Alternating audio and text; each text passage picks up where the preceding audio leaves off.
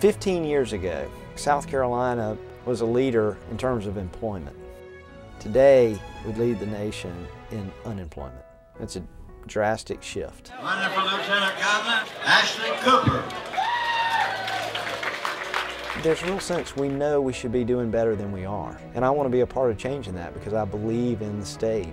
We've got to see that our brightest and best have the opportunity to succeed, that we can turn things around.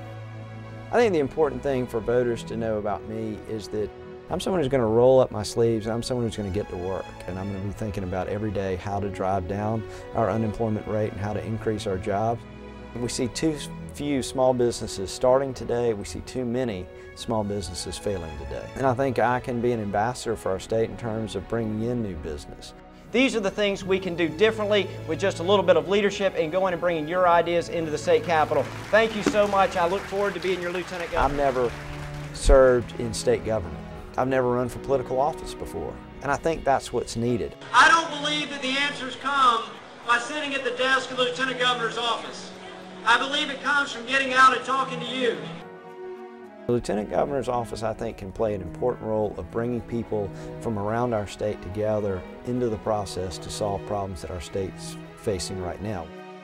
I worked for Senator Hollings, and I saw how he traveled around the state, and he wanted to meet with folks, and he wanted to understand what their issues are. I've never seen anybody that was an outstanding lawyer and worked with all the staff that also had the right vibes politically, and he got them. He wasn't worried about what was popular at the time. He was worried about what was right to do. That's something we share in common.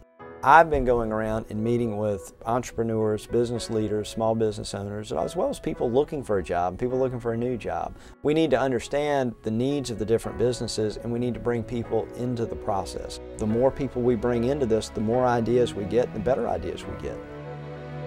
I grew up in Charleston. I was the youngest of 6. My father served in Korea, then came back home, and he and my grandfather started a small business together. And now we're in our 3rd generation. My father really stressed with us the importance of duty and sacrifice. My parents really put a lot of effort and energy into us. There were 6 children, but we all felt like we were loved the most. I met my wife Hartley through mutual friends.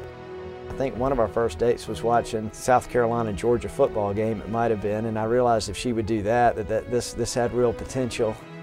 We have 2 children. We have a daughter, Caroline, who's 6 years old, and my son, John, who's 3 years old. We really had a wonderful time watching them grow up.